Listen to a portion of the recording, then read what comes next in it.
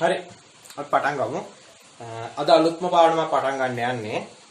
ගොඩක් දෙනෙක් අමාරුයි කියලා හිතන පාඩමක්. ඇත්තටම පාඩම අමාරු නෑ. නමුත් විහිං අමාරු කරගෙන ඉන්න පාඩමක්. ඒකට හේතු කීපයක්ම තියෙනවා. මම ඒ ටිකත් පැහැදිලි කරන්න. මොකද 23 කෙනෙක් නම් පටන් ගත්තු ගමන්නේ. එතකොට එයාලටත් වෙන්නේ මේ සිතේම තමයි. එයාලත් විහිං අමාරු කරගෙන පස්සේ පන්ති හොයනවා යන්න. ඒක තමයි ඇත්ත තත්ත්වය. ඒක නිසා මම ඒ අයටත් ඇහෙන්නම මතනදී හේතුව පැහැදිලි කරන්න. එකක් තමයි තියරිය විතරක් ඉගෙනගෙන මදි. මේ පාඩමේ තියරි චුට්ටකුත් තියෙනවා. වැඩිපුරම තියෙන ගණන් හදන්න. නම් එහෙම තියෙනවා රසායනික ගණනය කියලා. එතකොට මේකෙදි තියරියක් ඉගෙන ගන්න ඕන.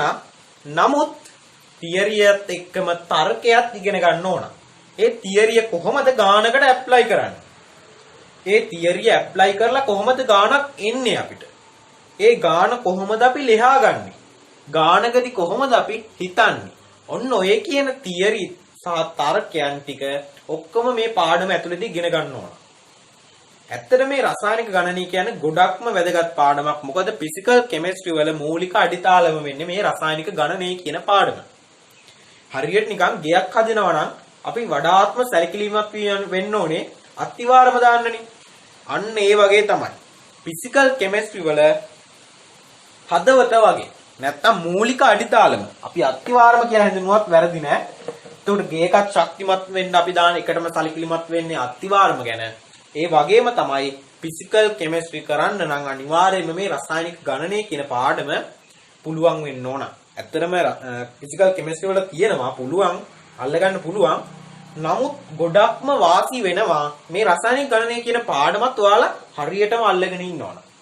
ඒ විතරක් නෙමෙයි.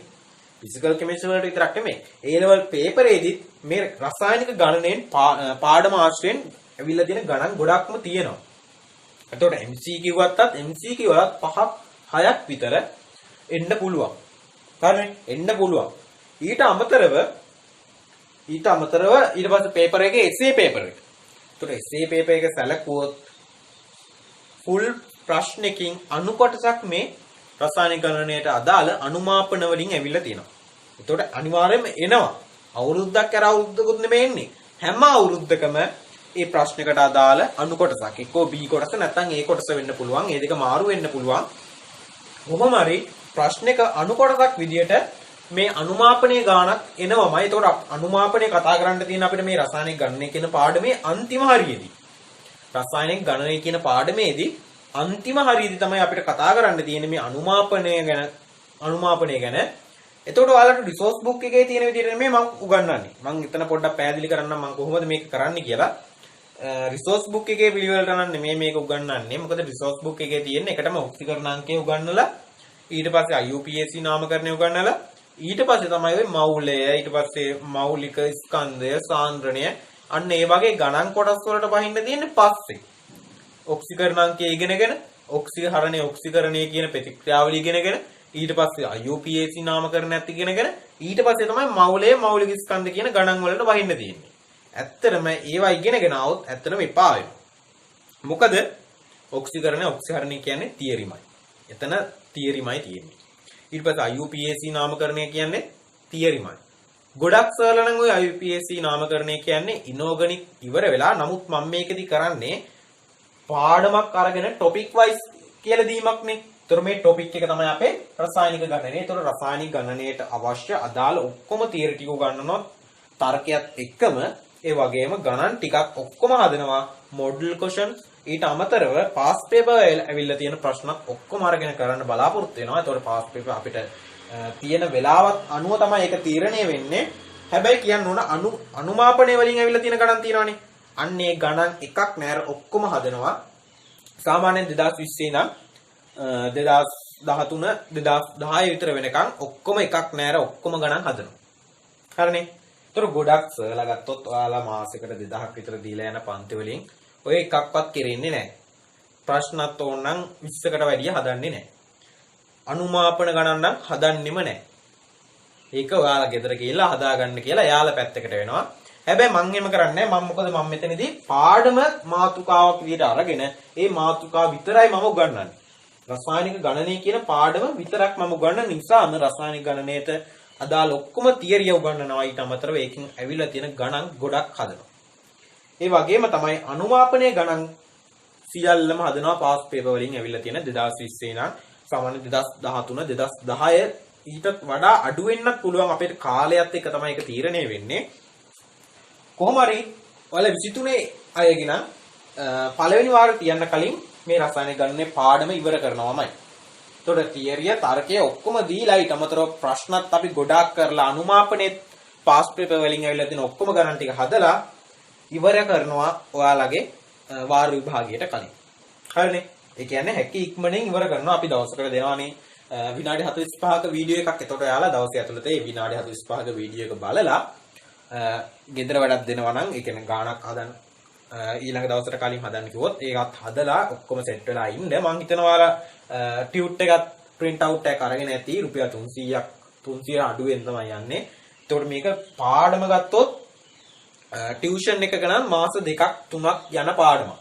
ඊටත් වැඩිය මං හිතන්නේ මාස 2ක් 3ක් වගේ යනවා. කොහොමද ගණන් හදන්න තියෙන නිසා වැඩි කාලය වැඩිපුර යනවා. හැබැයි එතකොට බලන්න මාසයකට දෙකකටත් රුපියල් 4000කට වැඩි වෙනවා. එතකොට බස් ගාස්තුත් එකතු කරපුවාම සාමාන්‍ය 3000ක් 4000ක් විතර යනවා.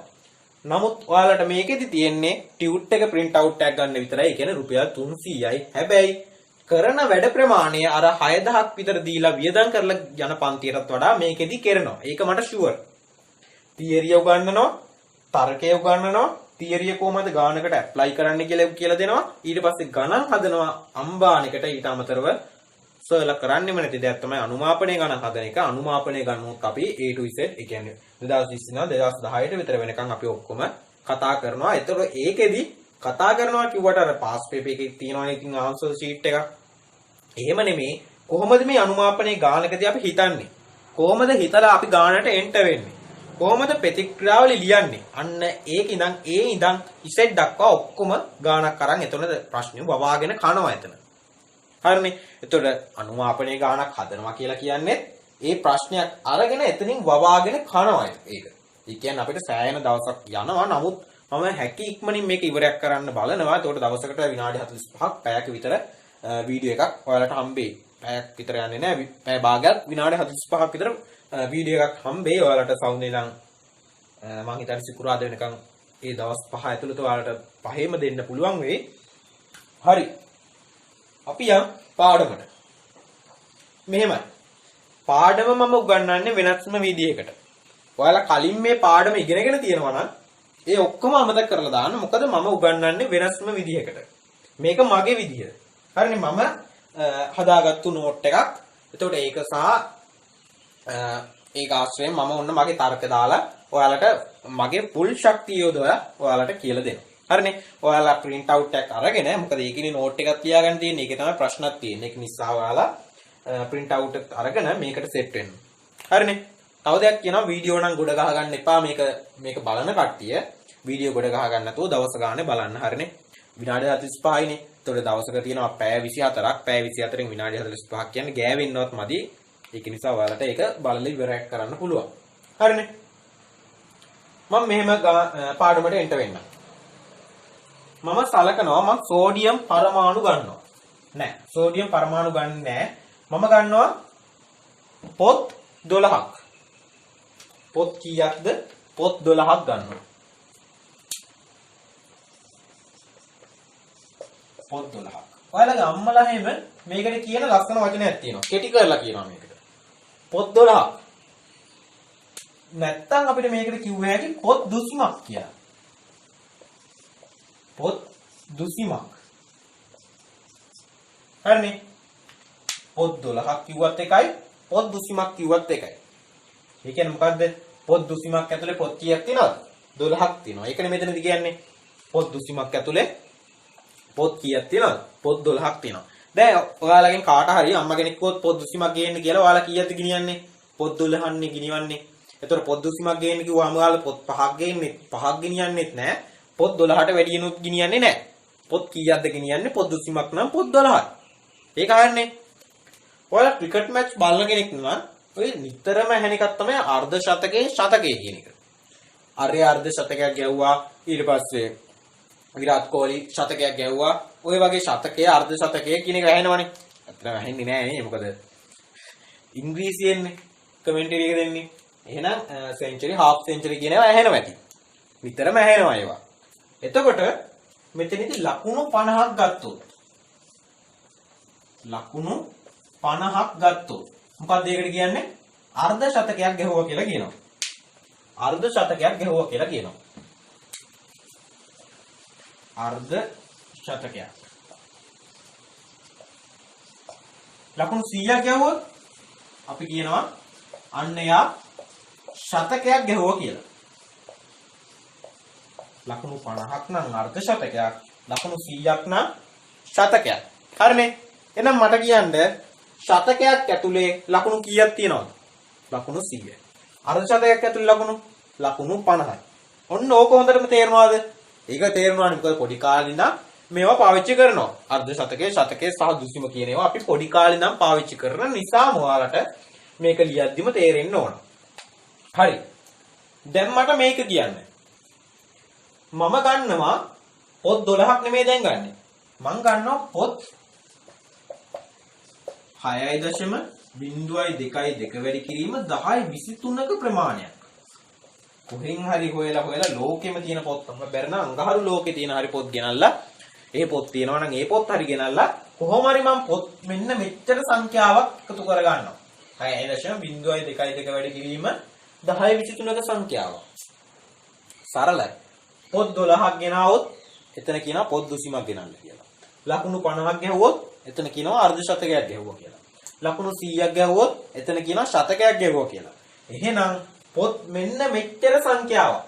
පොත් 6.0.22 වැඩි කිරීම 10.23ක සංඛ්‍යාවක් ගෙනාවොත් අපි කියනවා එතනට පොත් මවුලයක් ගෙනාවා කියලා. පොත් මවුලයක්. පොත් 12ක් නම් 200යි. හැබැයි පොත් 6.0.22 වැඩි කිරීම 10.23ක සංඛ්‍යාවක් ගෙනාවොත් කොච්චරද? පොත් මවුලයක්. එහෙනම් හරිනේ. ඒතර මවුලයක් කියන්නේ මොකද්ද? මෙන්න මෙච්චර සංඛ්‍යාවක්. ඕනෑම ප්‍රභේදයක. අපි මෙතන පොත් නෙමෙයි, පොල් ගන්න පුළුවන්, අලියෝ ගන්න පුළුවන්, මිනිස්සු ගන්න පුළුවන්, අත් ගන්න පුළුවන්, ඔලු ගන්න පුළුවන්, කාර් ගන්න පුළුවන්, බයික් ගන්න පුළුවන්, ප්ලේන් ගන්න පුළුවන්, ඕන එකක් ගන්න පුළුවන්.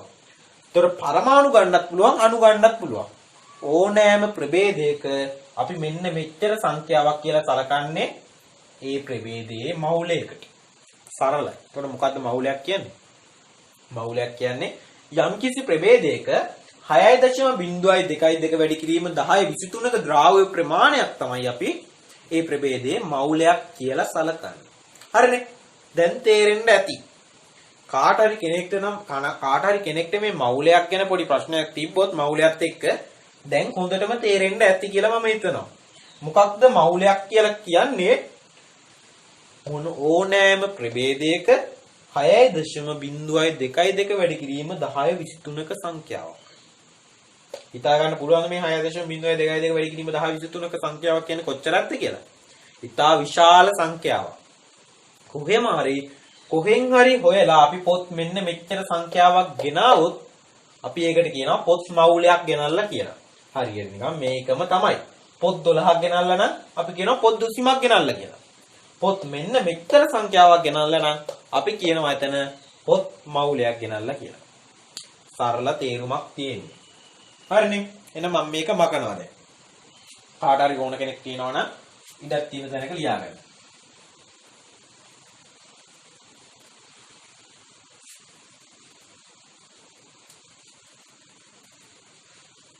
දැන් මම ඔයාලට මුලින්ම ෂෝට් නෝට් එකක් දීලා තියෙනවා නේ.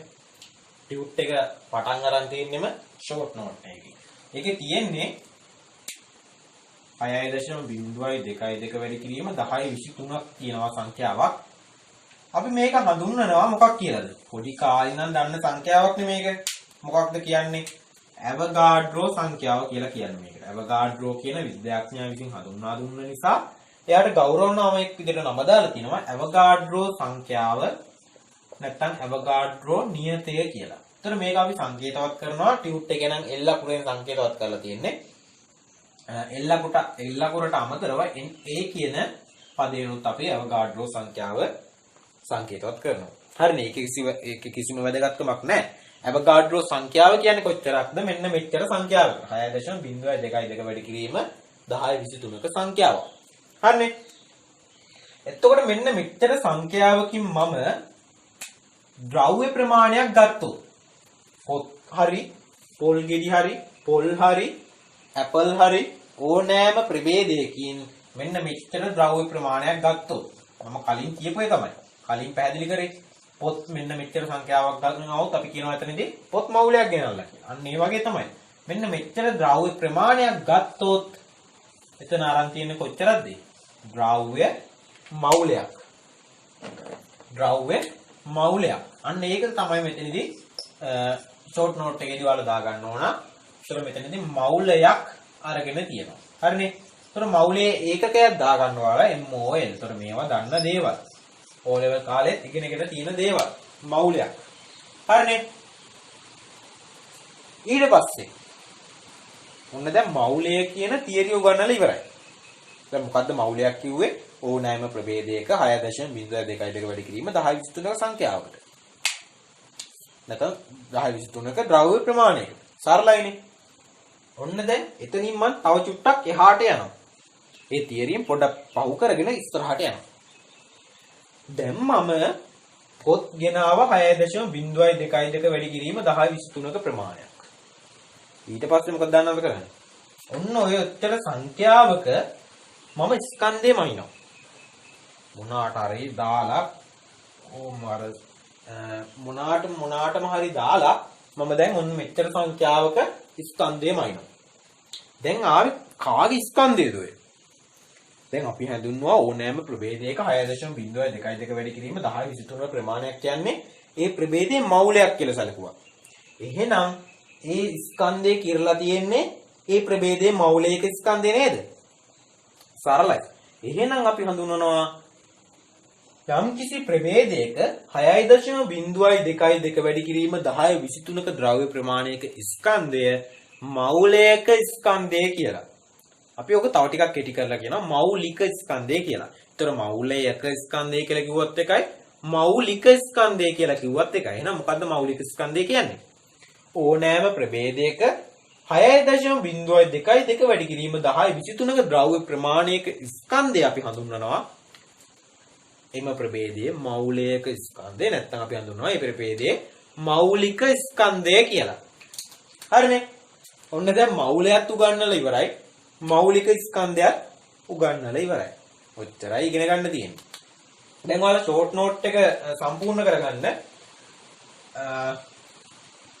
ද්‍රව්‍ය ප්‍රමාණයක් මෞලයක් කියලා හඳුන්වනවා.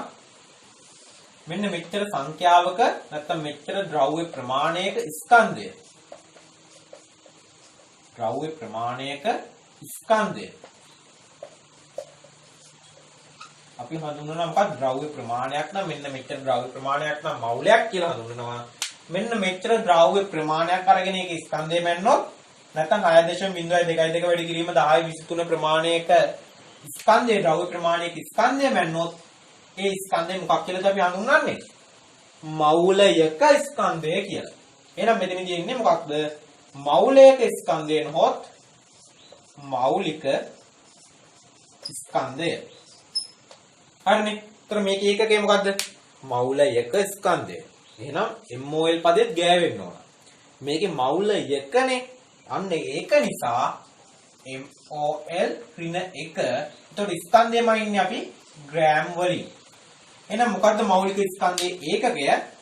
GMOL ඍණ 1. හරිනේ. ඔයාලා ෂෝට් නෝට් එකේ මේක සම්පූර්ණ කරගන්න. ඒතකොට මම මේකට වැඩි වෙලාවක් දෙන්නේ නැහැ. ඔයාලා සම්පූර්ණ කරගන්න මේක වීඩියෝ එක නවත්තලා. හරිනේ. අපිට කාලය සීමිත නිසා මම කරගෙන යන්නම්. හරි. ඊට පස්සේ මෞලය කියන තැන හිස්තනක් තියෙනව නේද? අපිට නිර්වචනය ලියාගන්න ඉඩ දීලා තියෙනවා. හරිනේ. එහෙනම් ලියාගන්න මෞලය කියන්නේ මොකක්ද කියලා නිර්වචනය ලියලා මම ආයෙ පොඩ්ඩක් පැහැදිලි කරලා දෙන්නම් ඒක. මොකද මේ මෞලය මෞලික ස්කන්ධය කියන ඒවා ඉතාම වැදගත්. මේවා MCQ උත් වෙනවා මේ වගේ. ඊට පස්සේ අනුමාපනයේ ගානුත් එනවා. එතකොට මේකෙදි කැල්කියුලේෂන් නැත්නම් රසායනික ගණනය කියන පාඩම උගන්වන්න ගන්න ඕනේ ඔය මෞලය මෞලික ස්කන්ධය කියන මූලික හරය. මොකද මෞලයක් දන්නේ නැත්නම් මෞලය කියන්නේ මොකක්ද කියලා දන්නේ නැත්නම් මෞලික ස්කන්ධය මොකක්ද දන්නේ නැත්නම් ඔයාලට අනුමාපන ගණනුත් හදන්න බෑ. අනුමාපනයේ ප්‍රතික්‍රියා තුලිත කරගත්ත හැකි. නමුත් ඒකේ රසායනික ගණනීය පාර්ට් එක කරගන්න බෑ. හරිනේ. එහෙනම් මවුලය කියන තැන ලියාගන්න.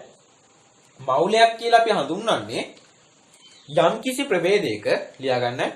යම්කිසි ප්‍රභේදයක 6.02 වැඩි කිරීම 1023ක ද්‍රව්‍ය ප්‍රමාණයක්. යම්කිසි ප්‍රභේදයක 6.02 වැඩි කිරීම 1023ක ද්‍රව්‍ය ප්‍රමාණයක්. එම ප්‍රභේදයේ මවුලයක් ලෙස හඳුන්වයි. ද්‍රව්‍ය ප්‍රමාණයක් 6.02 වැඩි කිරීම 1023ක ද්‍රව්‍ය ප්‍රමාණයක් ගත්තොත් අපි ඒක හඳුන්වනවා ඒ ප්‍රභේදයේ මවුලයක් කියලා. ඒතකොට මම මේකෙදි කියද්දි ස්පීඩ් එකකින් කියනවා. මොකද ඔයාලට වීඩියෝ එක නවත්තලා ලියා ගන්න බැරි වුණා නම් ලියා ගන්න පුළුවන්. හරිනේ. ඔයාලට බලන්න දවසකම කාලයක් තියෙනවා මේ විනාඩි 45ක වීඩියෝ එකක්. හරිනේ. හැබැයි මට විනාඩි 45යි තියෙන්නේ මේ පාඩමම ඉවර කරන්න. ඒක නිසා මම ස්පීඩ් එක කියාගෙන යනවා. ආයෙ පාරක් අහගන්න. මවුලයක් කියන්නේ මොකක්ද? යම්කිසි ප්‍රභේදයක 6.02 වැඩි කිරීම 1023ක ද්‍රව්‍ය ප්‍රමාණයක් සැලකුවොත් අන්නේ ප්‍රභේදයේ මවුලයක් ගත්ත කියලා අපි සැලකනවා. හරිනේ. අය උදාහරණයකුත් ලියාගන්නකෝ. උදාහරණය තමයි සෝඩියම් පරමාණු 6.22ක ප්‍රමාණයක්. සෝඩියම් 6. සෝඩියම් පරමාණු කියලා මගම. සෝඩියම් පරමාණු 6.22 වැඩි කිරීම 1023ක ද්‍රව්‍ය පරමාණු 6.22 වැඩි කිරීම 1023ක ප්‍රමාණයක් සෝඩියම් කි මවුලයක් ලෙස හඳුන්වයි. සෝඩියම් පරමාණු 6.22 වැඩි කිරීම 1023ක ප්‍රමාණයක් සෝඩියම්ගේ මවුලයක් විදිහට හඳුන්වනවා. හරිනේ. තව එකක් තියාගන්න. H2O මවුල H2O අණු මවුල H2O මවුල එකක් සැලකූ විට එහි H2O අණු කීයක් තියෙනවද? අණු 6.02 වැඩි කිරීම 1023ක ප්‍රමාණයක් සැලකුවොත් H2O අණු මවුලයක්. එහෙනම් H2O අණු මවුලය ඇතුලේ අණු කොච්චරක් තියෙනවද? 6.02 වැඩි කිරීම 1023ක්. එහෙනම් මම මෙච්චර වෙලා පැහැදිලි කරපු එකේ ඔපොසිට් එක. ඒතර ඔයාලා ඒවත් දැනගෙන ඉන්න ඕන. හරිනේ. H2O අණු මවුලයක් සැලකුවොත් අණු මවුලයක් සැලකුව විට එහි H2O අණු 6.22 වැඩි කිරීම 1023ක ප්‍රමාණයක් ඇත. හරිනේ. මෙන්න මේ කියපුවා හොඳට ඔළුවට දාගන්න. හරිනේ. මොකද්ද මවුලයක් කියලා සැලකුවේ? යම්කිසි ප්‍රභේදයක 6.22 වැඩි කිරීම 1023ක ප්‍රමාණයක්. එතකොට සෝඩියම්ගේ මවුලයක් කියන්නේ මොකද්ද? සෝඩියම් පරමාණු 6.22 වැඩි කිරීම 1023ක ප්‍රමාණයක්. හරියට නිකන් පොත් 12ක් නම් දුසිමක් කියනවා වගේ ලකුණු 50කට අර්ධ ශතකයක් කියනවා වගේ පරමාණු 6.22 වැඩි කිරීම 1023ක ප්‍රමාණයක් අපි හඳුන්වනවා පරමාණු මවුලයක් කියලා. අණු 6.22 වැඩි කිරීම 1023ක ප්‍රමාණයක් හඳුන්වනවා අපි අණු මවුලයක් කියලා. එහෙනම් ඇපල් ගෙඩි මෙන්න මෙච්චර සංඛ්‍යාවක් ගත්තොත් අපිට කියන්න බැයිද ඇපල් මවුලයක් ගත්ත කියලා? පුළුවන්. ඔයාලා වැරදියට වටහාගෙන ඉන්න තව දෙයක් තමයි මවුලය කියන පදේ දාන්න පුළුවන් අණු වලට නැත්නම් පරමාණු වලට කියලා. ඒක සම්පූර්ණයෙන් වැරදි. දුසිමක් ගත්තොත් ඕනෑම දෙයකට දාන්න පුළුවන්නේ. පොත් 12ක් ගත්තොත් දුසිමයි. ඇඳවල් 12ක් ගත්තොත් ඇඳවල් 12ක්. පෑන් 12ක් ගත්තොත් පෑන් දුසිමක්. අන්න ඒ වගේ. ඒ වගේම තමයි. පෑන් මවුලයක් ගත්තොත් ඒ පෑන් තියනවා මෙන්න මෙච්චර සංඛ්‍යාවක්. හරිනේ. ඊට පස්සේ ගෙවල් මවුලයක් ගත්තොත් ඒ මවුලය ඇතුලේ තියෙනවා මෙන්න මෙච්චර සංඛ්‍යාවක්. දැන් මට හිතෙනවා මවුලය ගැන තිබ්බ විෂමතා ඔක්කොම ඔයාලට විසඳෙන්න නැති කියලා. දැන් මේ කියපුවත් එක්ක ඔයාලට ඔක්කොම විසඳිලා යන්නේ නැති කියලා හිතනවා. අපි මෞලික ස්කන්ධය කියන්නේ මොකක්ද කියලා ලියාගෙන අපි ගානකට යන්න. හරි.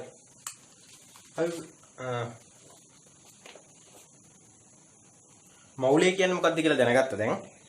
අපිට දැන් කතා කරන්න තියෙන මෞලික ස්කන්ධය. මම පොඩි මෞලික ස්කන්ධය ගැන පොඩි හඳුන්වා දුන්නා මොකද්ද මේ මෞලික ස්කන්ධය කියන්නේ කියලා. ඊළඟට අපි මෞලික ස්කන්ධයේ නිර්වචනය ලියාගමු. දැන් එතන ස්ථානක් දීලා තිනවා මෞලික ස්කන්ධයේ නිර්වචනය ලියාගන්න. හරිනේ. යම්කිසි ප්‍රභේදයක 6.02 වැඩි කිරීම 1023ක ද්‍රව්‍ය ප්‍රමාණයක ස්කන්ධයක් යම්කිසි ප්‍රභේදයක 6.02 වැඩි කිරීම 1023ක ද්‍රව්‍ය ප්‍රමාණයක ස්කන්ධයක් එම ප්‍රභේදයේ මෞලික ස්කන්ධය නොහොත් එම ප්‍රභේදයේ මෞලික ස්කන්ධය නොහොත් මෞලික ස්කන්ධය ලෙස හඳුන්වයි. එම ප්‍රභේදයේ මෞලික ස්කන්ධය නොහොත් මෞලික ස්කන්ධය ලෙස හඳුන්වයි. හරි. එතකොට මෞලික ස්කන්ධය කිව්වේ මොකද්ද? සරලවම කිව්වොත් මෞලයක් සතු ස්කන්ධය. ඕනෑම ද්‍රව්‍යයක මෞලයක් අපි ගත්තොත් ඒ මෞල ස්කන්ධයක් තියෙනවනේ. අන්නේ ස්කන්ධයට තමයි අපි මෞලික ස්කන්ධය නැත්නම් අපි කියන මෞලික ස්කන්ධය කියලා හඳුන්වන්නේ. හරිනේ. ඔය එක්කම තව දෙයක් දැනගන්න ඕන. දැන් කොහොමද අපි පරමාණු ක්‍රමාංකණය කරන්නේ? මම සෝඩියම් පරමාණුව ගන්නවා. දැන් මේ සෝඩියම් පරමාණුවේ පහළ වම් කෙළවරේ අපි සලකනු කරනවා එයාගේ පරමාණු ක්‍රමාංකය. ඊළ පරමාණු ක්‍රමාංකය 11යි. ඊළඟට ඉහළ වම් කෙළවරේ අපි ලකුණු කරනවා එයාගේ ස්කන්ධ ක්‍රමාංකය. ස්කන්ධ ක්‍රමාංකය 23යි. මේවා අපි පොඩි කාලේ ඉඳන් දන්නේ. හරිනේ. එතකොට පරමාණු ක්‍රමාංකය ලකුණු කරනවා අපි පරමාණුවේ පහළ වම් කෙළවරේ. ස්කන්ධ ක්‍රමාංකය ලකුණු කරනවා අපි ඉහළ වම් කෙළවරේ. හරිනේ. ඔය ස්කන්ධ ක්‍රමාංකයේ සමානයිනේ එයාගේ සාපේක්ෂ පරමාණු ස්කන්ධයට ආසන්නව සමානයි. එතකොට මේක අපි ගත්ත හැකි ස්කන්ධ ක්‍රමාංකය කියලායි තව එකක් මොකද්ද? සාපේක්ෂ පරමාණු ස්කන්ධයත් 23යි කියලා මෙයාගේ සලකන්න පුළුවන්. සාපේක්ෂ පරමාණුක ස්කන්ධය. හරිනේ. ඔන්න ඔය ආපු සාපේක්ෂ පරමාණුක ස්කන්ධය ග්‍රෑම් වලින් ගත්තොත් දැන් මෙයාගේ සාපේක්ෂ පරමාණුක ස්කන්ධය කියලා සෝඩියම්ගේ 12යිනේ 23යිනේ. එතකොට එන අගය අපි ග්‍රෑම් වලින් සැලකුවොත් ඔන්න ඔය එන අගය සමානයිලු සෝඩියම්ගේ මෞලයක ස්කන්ධයට. එතකොට සෝඩියම් පරමාණු මෞලයක් අරගෙන නැත්නම් සෝඩියම් පරමාණු අපි එකිනෙකින් ගණන් කරලා එක ගණන් කරලා 6.02 වැඩි කිරීම 1023ක සංඛ්‍යාවක් අපි එකතු කරගෙන ඕක ස්කන්ධේ කිරුවොත් එන්නේ මෙන්න මේ අගේලු ග්‍රෑම් 23යි. එතකොට ග්‍රෑම් 23 කියන්නේ සාපේක්ෂ පරමාණුක ස්කන්ධේ ග්‍රෑම් වලින් ගත්තාම එන අගේනේ. එහෙනම් අපිට මෙතනදී කිව්ව හැකි යම්කිසි පරමාණුවක සාපේක්ෂ පරමාණුක ස්කන්ධය අපි ග්‍රෑම් වලින් සැලකුවොත් අන්නේ අගය සමාන වෙනවා එම ප්‍රභේදයේ නැත්නම් එම පරමාණුවේ මෞලික ස්කන්ධයට. ඕකයි කතාව. හරිනේ. එතකොට සෝඩියම්හි මෞලික ස්කන්ධය කොච්චරද දැන්? සෝඩියම්ගේ මෞලික ස්කන්ධය සාපේක්ෂ පරමාණුක ස්කන්ධය වගේ ග්‍රෑම් ගණනක්. එහෙනම් කීයද? 23යි. මොකද්ද එතකොට මෞලික ස්කන්ධය නැත්නම් මෞලික ස්කන්ධයේ ඒකකය වෙන්නේ ග්‍රෑම් මෞලයටනේ. මෞලයට ග්‍රෑම් gmol ඍණ 1. එහෙමනම් එයාගේ සෝඩියම්ගේ මෞලික ස්කන්ධය එනවා අපිට සෝඩියම්හි මෞලික ස්කන්ධය නැත්නම් මෞලික ස්කන්ධය කීයද? මේ නාගේ ග්‍රෑම් වලින් එහෙනම් කීයද? 23යි gmol ඍණ 1. හරිනේ. මෙන්න මේක තමයි මෙතනදී කියන්න ඕනේ. අපි පරමාණුවක් සැලකුවොත් පරමාණුවේ තියෙනවනේ සාපේක්ෂ පරමාණුක ස්කන්ධයක්.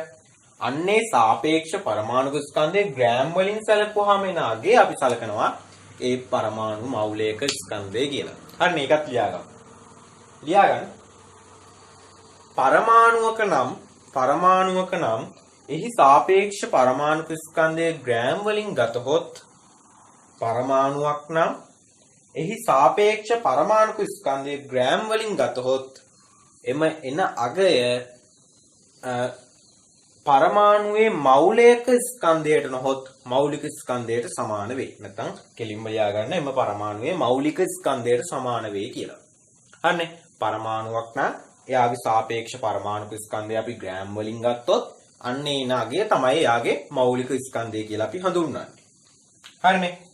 එහෙනම් උදාහරණ දෙක තුනකුත් ලියා ගන්න ඔයාලා.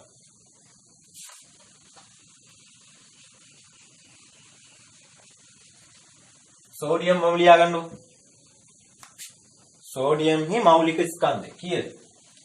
එයාගේ සාපේක්ෂ පරමාණු ස්කන්ධය වගේ ග්‍රෑම් ගන්න. එහෙනම් සෝඩියම් හි එයාගේ සාපේක්ෂ පරමාණු ස්කන්ධය 23යි. ඒක අපි ග්‍රෑම් වලින් ගන්නවා. එතකොට මේ එයාගේ සාපේක්ෂ පරමාණු ස්කන්ධයනේ. එහෙනම් එයාගේ සමාන වෙනවා සෝඩියම් හි මෞලික ස්කන්ධයට. මේකත් ලියා ගන්න. මේ පළවෙනි උදාහරණය. ඊට පස්සේ දෙවෙනි උදාහරණයකුත් ලියා ගන්න. කැල්සියම් ගමු. කැල්සියම්ගේ සාපේක්ෂ පරමාණු ස්කන්ධය කීයද? පොඩි කාලේ ඉඳන් දන්නවා කීයද? 40යි. එහෙනම් 40 ආවේ මෙයාගේ සාපේක්ෂ පරමාණු ස්කන්ධය. ඔන්න ඔයනේ සාපේක්ෂ පරමාණු ස්කන්ධය අපි ග්‍රෑම් වලින් සැලකුවොත් එනවා කැල්සියම් මෞලයක ස්කන්ධය. කැල්සියම් හි මෞලයක නැත්නම් මෞලික ස්කන්ධය කියලා. හරිනේ. මෞලයක ස්කන්ධය නැත්නම් මෞලික ස්කන්ධය. ඔකත් ලියලා තියාගන්න. හරි. දැන් මේ සැලකුවේ පරමාණුවක නම් පරමාණුවකනේ.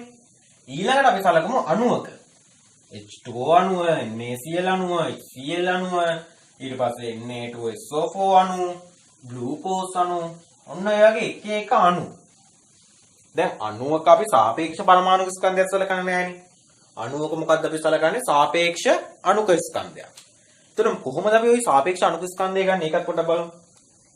උදාහරණයක් විදිහට මම ගන්නම් NaCl අණුව. NaCl අණුව. දැන් මෙයාගේ සාපේක්ෂ සාපේක්ෂ අණුක ස්කන්ධය ගන්නෙ කොහොමද? දැන් අණුව හැදිලා තියෙන්නේ පරමාණු වලින්නේ. දැන් අපිට පරමාණු වල සාපේක්ෂ පරමාණු ස්කන්ධ දන්නවනේ. එහෙමනම් අන්නේ සාපේක්ෂ පරමාණු ස්කන්ධ එකතු කරපුවාම එන අගය තමයි අපි අණුවේ සාපේක්ෂ අණුක ස්කන්ධය කියලා හඳුන්වන්නේ. හරිනේ. එතකොට මේවා O level. හරිනේ. එතකොට සෝඩියම්ගේ සාපේක්ෂ පරමාණු ස්කන්ධය කියන්නේ කලිමුත් කතා කරා 23යි. එතකොට ක්ලෝරින්ගේ 35.5යි. හරිනේ. එතකොට NaCl ගේ නම් සාපේක්ෂ අණුක ස්කන්ධය කොච්චරද? සාපේක්ෂ අණුක ස්කන්ධය කිව්වේ අණුව ඇතුළේ තියෙන පරමාණු වල පරමාණු ස්කන්ධ වල එකතුවටනේ නැත්නම් ඓක්‍යයටනේ. එහෙනම් කීයද 23.5යි 58.5යි. එහෙනම් NaCl අණුවේ සාපේක්ෂ අණුක ස්කන්ධය කියලා අපි සලකන්නේ 58.5යි. එහෙනම් කියන්න බලන්න NaCl ගේ මෞලික ස්කන්ධය නැත්නම් NaCl අණු මෞලයක් සැලකුවොත් ඒ මෞලයේ ස්කන්ධය සාපේක්ෂ අණුක ස්කන්ධය ග්‍රෑම් වලින් ගත්තාම එන අගේ එහෙනම් NaCl අණු මෞලයක ස්කන්ධය කොච්චරද? ග්‍රෑම් 58.5යි. මෞලයක ස්කන්ධය ග්‍රෑම් 58.5යි. හරිනේ. ඔය විදිහටම අපි H2O අණු සැලකුමු. H2O අණුව අපි දන්නා පොඩි කාලේ ඉඳන් එයාගේ සාපේක්ෂ අණුක ස්කන්ධය 18යිනේ. එතකොට ඒක කොහොමද ඇවිල්ලා තියෙන්නේ? හයිඩ්‍රජන්ගේ සාපේක්ෂ පරමාණු ස්කන්ධය 1යි. එතකොට ඒවා දෙන්නෙක් ඉන්නවා. හයිඩ්‍රජන් පරමාණු දෙන්නෙක් ඉන්නවනේ. ඒක නිසා අපි 1 2කින් ගුණ කරන්න ඕන. එතකොට මෙතනින් එනවා 2ක්. ඊට පස්සේ ඔක්සිජන් පරමාණුවේ සාපේක්ෂ පරමාණු ස්කන්ධය අපි දන්නවා 16යි. එහෙනම් 16යි 2යි 18යි. එහෙනම් H2O අණුවේ සාපේක්ෂ අණුක ස්කන්ධය කොච්චරද? 18යි. එහෙනම් මට කියන්න බලන්න H2O අණු මෞලික ස්කන්ධය. නැත්නම් අපි හඳුන්වන H2O හි මෞලික ස්කන්ධය කීයද? සාපේක්ෂ අණුක ස්කන්ධය වගේ ග්‍රෑම් ගණනක්. එහෙනම් ග්‍රෑම් 18යි. හරි එහෙනම් H2O මෞලික ස්කන්ධය කීයද කියලා හොත් අපි මොකද්ද ලියන්නේ? H2O හි මෞලික ස්කන්ධය කීයද කියලා හොත් සමානයි ග්‍රෑම් 18යි. හැබැයි මෞලික ස්කන්ධය ඒකකේ මොකද්ද? මෞලයට ග්‍රෑම් නේ නැත්නම් GMO එකනේ. එහෙනම් ඒකකෙන්ම තියන්න ඕන. ඒතර මේ ඒකකේ බලන්නකො. මෞලයට ග්‍රෑම්. මෞලයක ග්‍රෑම්. ඒක තමයි ඒකකේනොත් කියන්නේ. හරි. එහෙනම් ඒකත් ලියාගන්න.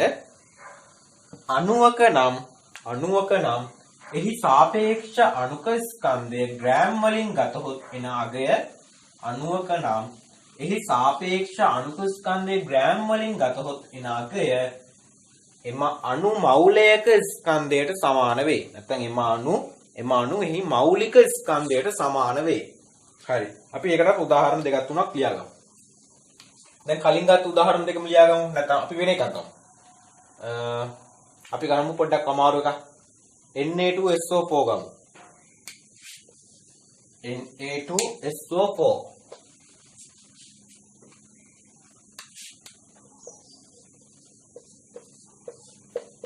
දැන් මෙයාගේ සාපේක්ෂ අණු ස්කන්ධය කියන්න බලන්න.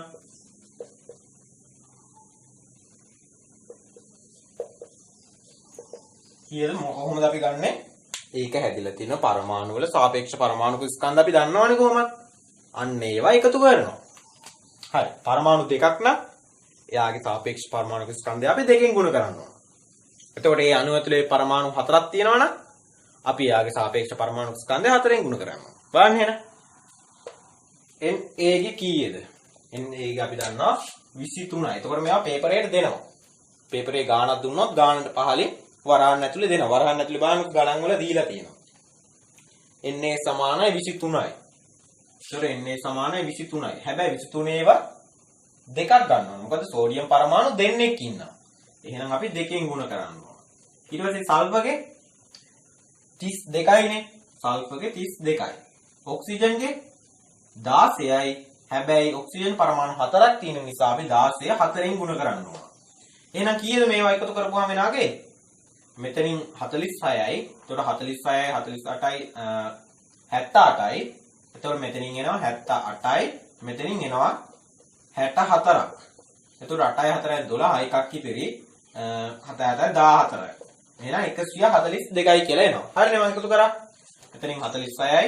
එතකොට 78යි 78යි 64යි 142යි. හරි එහෙනම් Na2SO4 ගේ සාපේක්ෂ අණු ස්කන්ධය කොච්චරද? 142යි. එහෙනම් මට කියන්න බලන්න Na2SO4 අණු අපි මවුලයක් සැලකුවොත් ඒ මවුලයක ස්කන්ධය කොච්චරද? Na2SO4 අණු මවුලයක්. අණුවම එකතු කරලා මවුලයක් හදා ගන්නවා. ওই මවුලේ ස්කන්ධය කිරලා බැලුවොත් කීයක් දෙන්නේ?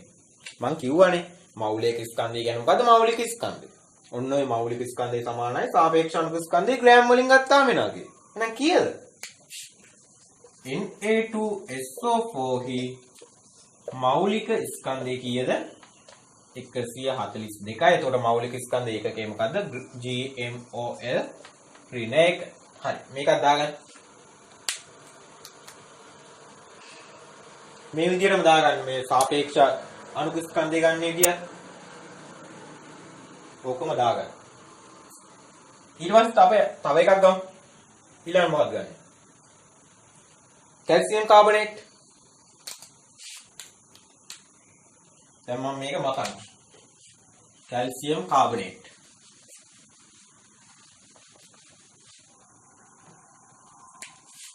කද සූත්‍රයේ CaCO3 ඕ ලෙවල් කාලෙත් හොඳටම හම්බුන එකක්. ඒතර මෙයාගේ සාපේක්ෂ අණු ස්කන්ධය කීයද? හැදලා දෙන පරමාණු වල සාපේක්ෂ පරමාණු ස්කන්ධය එකතු කරන එකනේ කරන්නේ. ඒතර කැල්සියම්ගේ අපි දන්නවා 40යි. කාබන්ගේ අපි දන්නවා 12යි. ඔක්සිජන්ගේ දන්නවා 16ක්. හැබැයි ඔක්සිජන් පරමාණු 3ක් තියෙන නිසා අපි 16 3ෙන් ගුණ කරන්න ඕනේ. එහෙනම් එනාගේ කීයද? මෙතන 52යි 52යි 48යිනේ. එහෙමනම් 100යි. කැල්සියම් කාබනේට් සාපේක්ෂ අණු ස්කන්ධය සමානයි 100යි. එහෙනම් මට කෙලින්ම ලිව්ව හැකි කැල්සියම් කාබනේට්ගේ මෞලික ස්කන්ධය කීයද කියලා? CaCO3 හි මෞලික ස්කන්ධය නැත්නම් මෞලයක කැල්සියම් කාබනේට් අපි අණු මෞලයක් සැලකුවොත් ඒ මෞලයේ ස්කන්ධය ගත්ත හැකි අපිට සාපේක්ෂ අණු ස්කන්ධය වගේ ග්‍රෑම් ගණනක්. එහෙනම් මෙන්න තියෙනවා කැල්සියම් කාබනේට්ගේ මෞලික ස්කන්ධය. හරිනේ? හරි. ඔන්න දැන් මෞලයක ස්කන්ධය නැත්නම් මෞලික ස්කන්ධයට අදාළ තියරි ඔක්කොම කියලා දීලා ඉවරයි. ඊළඟට යන් ටියුට් එකේ ගණන් වගේ දීලා තියෙනවානේ. අපි බලමු මේ තියරිය කොහොමද ගණන් වලට දාලා ඉවලා තියෙන්නේ කියලා. සහ ඒ ගණන් කොහොමද හදන්නේ කියලා. හරි බලන්න පළවෙනි ගණන්. මැග්නීසියම් ලෝහයේ ග්‍රෑම් 7.2ක අඩංගු මැග්නීසියම් මවුල ප්‍රමාණය. මැග්නීසියම් ලෝහය දැන් එයාලා අරන් තියෙනවා මැග්නීසියම් ලෝහයෙන් මේ තියෙන මැග්නීසියම් ලෝහය කියලා හිතනවා මේ තමයි ගත්ත මැග්නීසියම් ලෝහය. එතකොට මේකෙන් කොච්චරක් අරන් තියනවද? ග්‍රෑම් 7.2ක්. අහන්නේ මොකද්ද? මේ ග්‍රෑම් 7.2 ඇතුලේ තියෙන මවුල ගණන. මවුල ගණන තමයි එයාලා අහන්නේ. හරිනේ. එතකොට කොහොමද මේක හදන්නේ? දැන් බලන්න අර වරහන් ඇතුලේ දීලා තියෙන මොනවද කියලා. mg සමානයි 24. මොකද්ද mg සමානයි 24යි කියන්නේ? එයාගේ සාපේක්ෂ පරමාණු ස්කන්ධයන මම කිව්වනේ. ඔය ගානකට පහලින් වරහන් ඇතුලේ දෙන්නේ මොකද්ද? අදාළ පරමාණුවේ සාපේක්ෂ පරමාණු ස්කන්ධ. දැන් ටිකකට කලින් කියන්නේ මොකද්ද? සාපේක්ෂ පරමාණු ස්කන්ධය අපි ග්‍රෑම් වලින් ගත්තොත් ඒ මොකක්ද දෙන්නේ? නැත්නම් එයාගේ මොනකට සමාන වෙන්නේ? ඒ ලෝහයේ මවුලයක ස්කන්ධයට. එහෙමනම් මැග්නීසියම් ලෝහයේ මවුලයක ස්කන්ධය කොච්චරද කියන බලන්න. කොච්චරද? ග්‍රෑම් 24යිනේ. මොකද මම කියවනේ සාපේක්ෂ පරමාණු ස්කන්ධය අපි ග්‍රෑම් වලින් ගත්තොත් එන අගය තමයි යාගේ මෞලික ස්කන්ධයට සමාන වෙන්නේ. එහෙනම් මට සරලවම කිව්ව හැකි මැග්නීසියම් ලෝහයේ මෞලයක් සැලකුවොත් ඒ මෞලය ඇතුලේ ග්‍රෑම් 24ක් අඩංගු වෙනවා. හරි. දැන් මේකෙදි අහන්නේ ස්කන්ධයක අඩංගු මෞල ගණනනේ.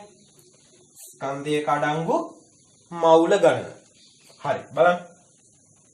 දැන් මෞලයක අඩංගු ස්කන්ධය ග්‍රෑම් 24යි නම් මට ඒක අනිත් පැත්ත හරවල කියන්න බෑද? මෙහෙම. ඔන්න මම අරන් තිනවා මැග්නීසියම් ලෝහයෙන් ග්‍රෑම් 24ක්. එහෙනම් මට කියන්න බලන්න ওই ග්‍රෑම් 24 ඇතුලේ තියෙන මැග්නීසියම් මෞල ප්‍රමාණය කොච්චරද? මෞල 1යිනේ. මෞල 1 ග්‍රෑම් 24යි නම් ග්‍රෑම් 24ක අඩංගු මෞල ප්‍රමාණය මෞල 1යි. හරිනේ? එහෙමනම් මැග්නීසියම් ග්‍රෑම් 24ක අඩංගු මෞල ප්‍රමාණය 1යි නම් අපිට හොයන්න තියෙන්නේ මොකද්ද? ග්‍රෑම් 7.2ක අඩංගු මෞල ප්‍රමාණය. දැන් හොයන්න බැයි. බලන්න. මැග්නීසියම් ග්‍රෑම් 24ක් සැලකුවොත් නැත්නම් 24ක ඇති මෞල ගණන කොච්චරද? 1යිනේ. 1යි MOL. ඊට පස්සේ දැන් මට ග්‍රෑම් 24ක තියෙන මෞල ප්‍රමාණය වැඩක් නැහැ. මගෙන් අහලා තියෙන්නේ මොකද්ද? ග්‍රෑම් 7.2ක අඩංගු මෞල ප්‍රමාණය. එහෙමනම් මට මෙහෙම තර්කයක් ගෙනවා. බලන්න. මැග්නීසියම් ග්‍රෑම් 7.2ක ඇති මෞල ගණන තමයි අපෙන් අහන්නේ. කොහොමද හොයන්නේ? දැන් මම දන්නවා ග්‍රෑම් 24ක අඩංගු මෞල ප්‍රමාණය මෞල 1යි කියලා. ග්‍රෑම් 24කම එක මෞලයයි. එහෙමනම් අපිට හොයන්න තියෙන්නේ මොකද්ද? ග්‍රෑම් 7.2ක අඩංගු මෞල ප්‍රමාණය.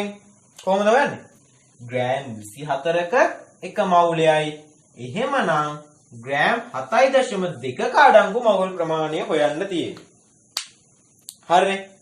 අපි දන්නවා දැන් මැග්නීසියම් ලෝහයෙන් ග්‍රෑම් 24ක් සැලකුවොත් ඒ ග්‍රෑම් 24 ඇතුලේ මෞල එකක් තියෙනවා. එහෙමනම් ග්‍රෑම් 24ක එක මෞලයයි නම් ග්‍රෑම් 7.2ක මෞල කොච්චරක් තියෙනවද කියලා තමයි හොයන්න තිබ්බේ. හරි. බලන්න ග්‍රෑම් 24ක එක මෞලයයි. එහෙමනම් ග්‍රෑම් 7.2ක අඩංගු මෞල ප්‍රමාණය හොයන්න නම් මෙන්න මේ අනුපාතය 7.2කින් ගුණ කරන්න ඕන. නැත්තම් මේමත් හිතුවේ. ග්‍රෑම් 24ක එක මෞලයයි. එහෙමනම් මොකද කරන්න ඕනේ? 7.2 බෙදන්න ඕන අපි 24න් 7.2 ඇතුලේ මෞල කොච්චරක් තියෙනවද කියලා බලන්න වෙනවා. හරිනේ? එහෙමනම් බලන්න 72 බෙදනවද 24න්?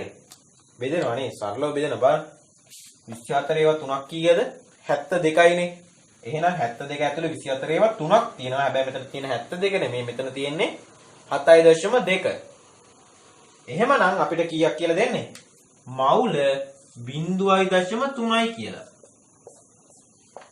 එහෙමනම් අපිට සරලව කිව්ව හැකි මැග්නීසියම් ලෝහයේ ග්‍රෑම් 7.2ක අඩංගු මෞල ප්‍රමාණය මෞල 0.3යි කියලා. හරිනේ? මම හිතනවා තේරෙන්නේ නැති කියලා. මම ආයෙ මුලින් නම් කියන්නම්. මම දන්නවා මැග්නීසියම් ලෝහයෙන් ග්‍රෑම් 24ක් ගත්තොත් ඒ ග්‍රෑම් 24 ඇතුලේ මැග්නීසියම් මෞල එකක් තියෙනවා.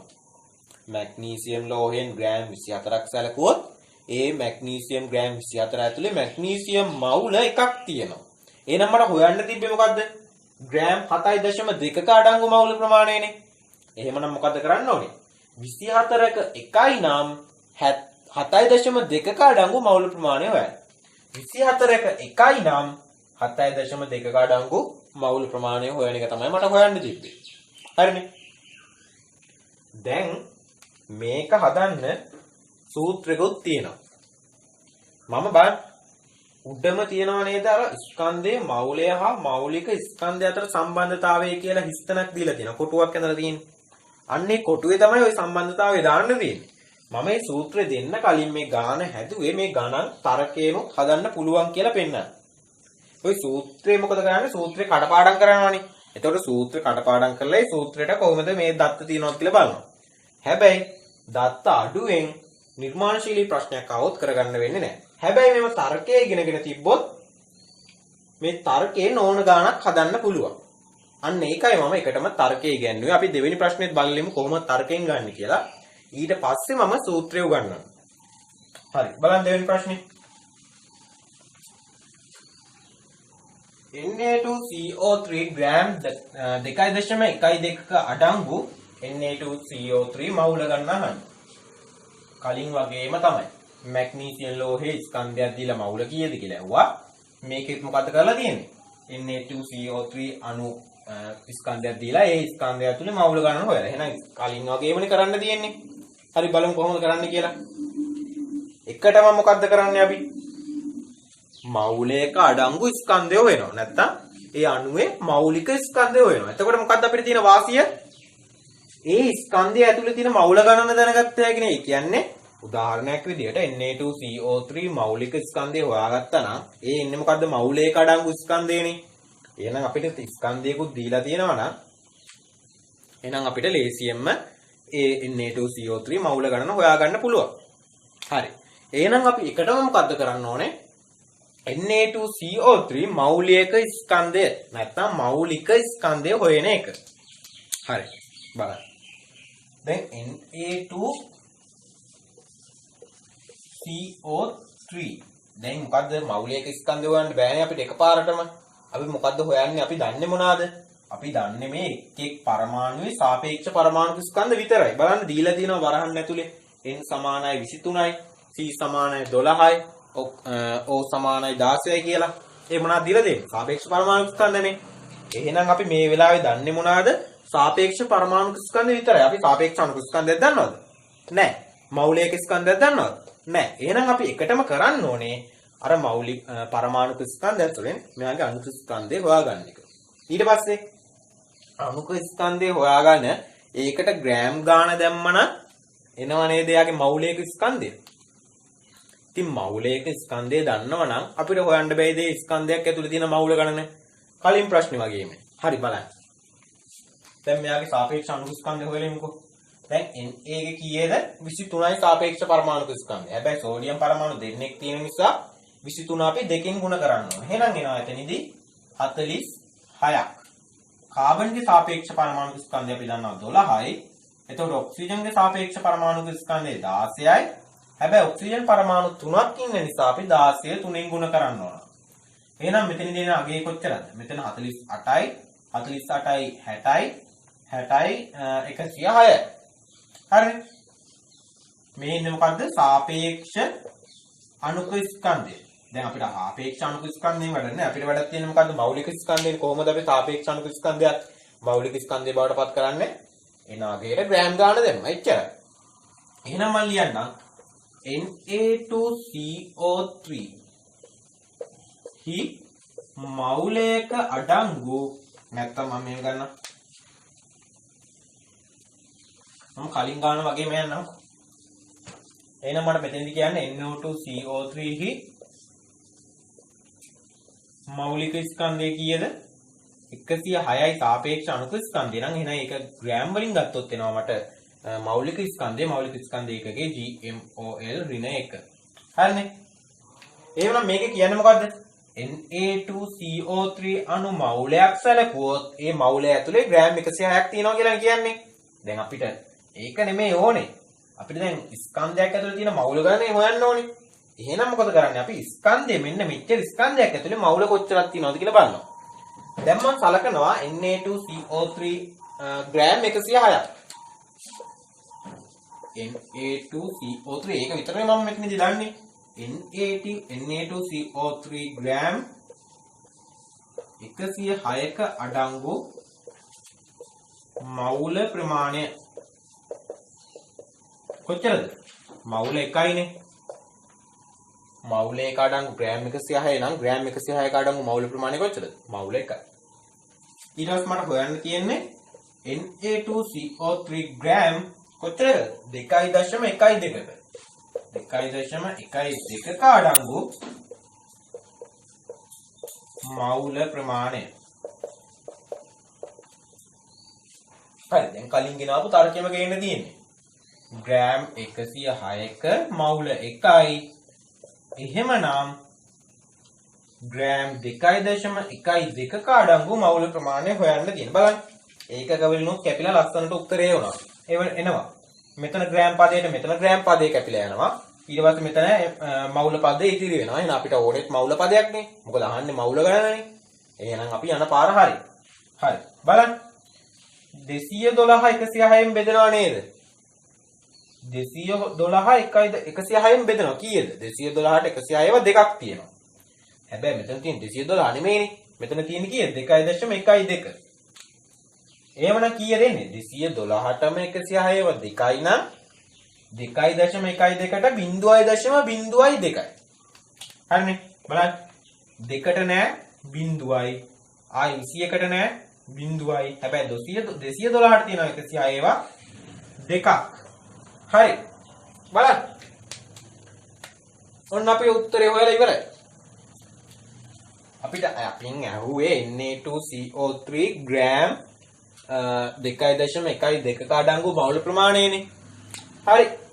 අපි හොයලා ඉවරයි. බලන්න කොච්චර ලේසිද කියලා. මෙන්න මේ වගේ ලේසි ප්‍රශ්න තමයි විහිං අමාරු කරගෙන ඉන්නේ. මොකද්ද හේතුව? මම අර කලින් කිව්වා වගේ තියරිය මතකත් නැහැ. තියරියට අදාළ තර්කය දන්නෙත් නැහැ. ඒක තමයි ප්‍රධානතම හේතුව. හරි. දැන් බලන්න. මම මේක හැදුවේ සූත්‍රයෙන් නෙමෙයි. මේක හැදුවේ මොකෙන්ද? තර්කයෙන්. තර්කයේ ඕන ඉස්සරහට යන ගණන් හදන්න. තියරිය වැඩක් නැහැ. තියරිය මතක තියෙන්න ඕන. හැබැයි තර්කය දැනගෙන ඉන්න ඕන ඉස්සරහට එන ගණන් හදන්න නම්. අපේ මොකක්ද අරමුණ? අපේ අරමුණ එසේ පේපර් එකට එන අනුමාපනීය ගණන් කොට දාගන්න එකනේ. අන්න අනුමාපනීය ගණන් කොට දාගන්න නම් තියරිය තිබ්බට මදි. තර්කය අනිවාර්යයෙන්ම තියෙන්න ඕන. බලන්න බොරු නම් අනුමාපනීය ගාණක් අරගෙන බලන්න කරන්න පුළුවන්ද කියලා. ඒක තියරිය කොහෙවත් අහන්නේ නැහැ. අපිට වැදගත් වෙන්නේ තර්කය. හරි. කොහොමද ගන්නත් කියලා මම ආයෙ මුලින් ඉඳන් සාරාංශයක් දෙන්නම්. දැන් අපෙන් අහලා තිබ්බේ Na2CO3 ග්‍රෑම් 2.12ක අඩංගු මවුල ප්‍රමාණයනේ. අපි දන්නේ මොනවද කියලා මතක් කරගන්න. ඔය ගානේදී අපි දන්න දත්ත මොනවාද? අපි දන්නවා Na2CO3 අණුවේ එක් පරමාණුවේ සාපේක්ෂ පරමාණුක ස්කන්ධය. අපි දන්නේ නැතත් ගානේදී දීලා තියෙනවා. එහෙමනම් සාපේක්ෂ පරමාණුක ස්කන්ධ එකතු කරලා අපිට සාපේක්ෂ අණුක ස්කන්ධ හොයාගන්න බැයිද? පුළුවන් නේ. පොඩි කාලේ මොන්ටිසෝරි වැඩ මේවා. හරි. අපි සාපේක්ෂ අණුක ස්කන්ධය හොයාගත්ත කියමුකෝ. ඊට පස්සේ ඉතින් ඔන්න තියරිය වැදගත් වෙනවා. මොකද තියරිය? සාපේක්ෂ අණුක ස්කන්ධය අපි ග්‍රෑම් වලින් ගත්තොත් වෙනවා ඒ අණුවේ මෞලික ස්කන්ධය නැත්නම් මෞලික ස්කන්ධය. එහෙමනම් අපිට ලේසියෙන්ම Na2CO3 මෞලික ස්කන්ධය නැත්නම් මෞලික ස්කන්ධය හොයාගන්න බැරිද? ලේසියෙන්ම පුළුවන් මේ වැඩේ කරන්න. ඉතින් මෞලික ස්කන්ධය හොයාගත්ත කියලා අපිට මොකද තියෙන වැදගත්කම? නැත්නම් මෞලික ස්කන්ධය හොයාගත්ත කියලා. දැන් අපිට ආවේ මෞලික ස්කන්ධයේ මෞලයට ග්‍රෑම් 106යි කියලානේ. ඉතින් මොකක්ද ඒකේ තියෙන වැදගත්කම? ඉතින් මේ බලන්නකො. මෞලික අඩංගු ස්කන්ධය දන්නවනම් නැත්නම් ඒ ස්කන්ධය ඇතුලේ තියෙන මෞල ගණන දන්නවනම් අපිට දීලා තියෙන ස්කන්ධය ඇතුලේ මෞල ගණන හොයන්න බැයිද ලේසියෙන්ම? මෙතනදී තර්කයක් නේ තියෙන්නේ. මෙහෙම කියන්නම්කෝ. මල්ලක් තියෙනවා මෙන්න මෙහෙම. මේ මල්ල ඇතුලේ අඹ ගෙඩි දෙකක් තියෙනවා. හරිනේ. එහෙනම් මට මේක ලියන්න බැයිද මෙහෙම? එක මල්ලක අඹ ගෙඩි දෙකයි. මට හොයන්න ඕනේ මලු දෙකමාරක තියෙන අඹ ගෙඩි ගන්න. එහෙනම් මොකද්ද කරන්න ඕනේ? මල්ලක දෙකයි නම් අපි මේක ගුණ කරනවානේ 2.5යි. එතකොට එනවා අපිට මලු දෙකමාරක තියෙන අඹ ගෙඩි ගන්න. ඉතින් ඒ තර්කෙම නෙමෙයිද මෙතන තිබ්බේ? අපි දන්නවා Na2CO3 ග්‍රෑම් 106ක් සැලකුවොත් ඒ ග්‍රෑම් 106 ඇතුලේ එක මවුලයක් තියෙනවා. එහෙමනම් අපිට හොයන්න තිබ්බේ ග්‍රෑම් 2.12ක අඩංගු මවුල ගණනනේ. එහෙනම් මම මෙතන තර්කෙම මෙතනට දාලා තියෙනවා. මොකද්ද වෙනස? වෙනස තමයි මෙතන අරන් තියෙන අඹයි මලුයි මෙතන අරන් තියෙන මවුලයි ස්කන්ධ. ඕක තමයි එකම වෙනස. හැබැයි තර්කය එකමයි. වෙනස් වෙලා තියෙන පද විතරයි. හරිනේ. එතකොට මේ තර්කය එහෙනම් අපි පොඩි කාලේ ඉඳන් දැනන් හිටපු තර්කයක්. හැබැයි අපි පොඩි කාලේ ඉඳන් තර්කයේ දැම්මා වෙන ඒවට. හැබැයි අපිට තර්කයේ දාගන්න බැරි වුණා කෙමිස්ට්‍රි වලට. අන්න එතන තමයි ප්‍රශ්නේ තියෙන්නේ. හරිනේ බලන්න. ග්‍රෑම් 106ක අඩංගු මවුල ගණන 1යි. මල්ලක අඩංගු අඹ ගෙඩි ගණන 2යි. අපිට හොයන්න තිබි මලු 2මාරක එහෙනම් අපි ගමු කරා 2.5. ග්‍රෑම් 106ක අඩංගු මවුල ගණන 1යි. අපිට හොයන්න තිබ්බේ ග්‍රෑම් 2.12ක. එහෙනම් අපි ග්‍රෑම් 106ක අඩංගු මවුල ගණන ගුණ කරා 2.12. එහෙනම් අපිට ලස්සනට උත්තරය ආව කීයයි කියලාද? 0.02යි කියලා. හරිනේ. එහෙනම් ඔන්න ආව අපිට A කොටසට උත්තරේ. තව B කොටසකුත් තියෙනවානේ. B කොටසේ මොකක්ද අහන්නේ? Na+ ස්කන්ධය. ඒ කියන්නේ Na2CO3 ග්‍රෑම් 2.06ක sorry 2.12ක අඩංගු ස්කන්ධය තමයි අහන්නේ. හරිනේ. දැන් කීයක් දාවේ Na2CO3 මවුල ගණන? Na2CO3 මවුල ගණන ආව අපිට 0.02යි කියලා. මෙතන උඩින්ම ලියා ගන්නම් Na2CO3 මේ මවුල ගණන මොකක් හරි ප්‍රභේදයක මවුල ගණන අපිට දක්වන්න පුළුවන් මේ මෙහෙම Na2CO3 කියලා. හරිනේ. ඒතර මේ වගේ ඒවා පේපර් වල විතරම එනවා. Na2CO3. එහෙනම් මවුල ගණන ආවේ 0.02යි කියලා. ඒ Na2CO3 නේ. දැන් අපිට ඕනේ Na+. මොකද Na+ ස්කන්ධය හොයන්න නම් කොහොමද තර්කය දාන්න කියලා බලන්න. අපිට දැන් මවුලයක ස්කන්ධය හොයාගන්න බැරිද? පුළුවන්නේ. මොකද මවුලයක ස්කන්ධය කියන්නේ මොකද්ද? මෞලික ස්කන්ධය. කොහොමද අපි පරමාණුක මෞලික ස්කන්ධය ගන්නෙ? එයාගේ සාපේක්ෂ පරමාණුක ස්කන්ධය ග්‍රෑම් වලින් ගත්තාම ඉතින් අපි දන්නවනේ ඉතින් සෝඩියම්ගේ සාපේක්ෂ පරමාණුක ස්කන්ධය වරහන් ඇතුලේ දීලා තියෙනවා. කීයද? 23යි. එහෙනම් සෝඩියම්ගේ මෞලික ස්කන්ධය මවුලයට ග්‍රෑම් 23යි. හරි මෙහෙම බලන්න. මට ඔන්න දැන් ලේසියෙන්ම ලියා ගන්න පුළුවන් සෝඩියම් හි මවුලයක ස්කන්ධය.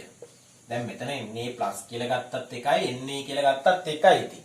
මොකද ඉලෙක්ට්‍රෝනයක් පිට වෙලා Na+ හදෙන්නේ. අපි ඉලෙක්ට්‍රෝනයේ ස්කන්ධය සලකා බලන්නේ නැහැ. ඒක නිසා Na+ කිව්වත් එකයි Na කිව්වත් එකයි. මෙතනදී අහලා තියෙන Na+ ඉඳන් අපි Na+ම ගමු. Na+ කි මවුලයක ස්කන්ධය එනවා අපිට කීයද? Na+ කි මවුලයක ස්කන්ධය එනවා අපි දන්නවා ග්‍රෑම් 23යි කියලා. මවුලයක ස්කන්ධය ග්‍රෑම් 23යි.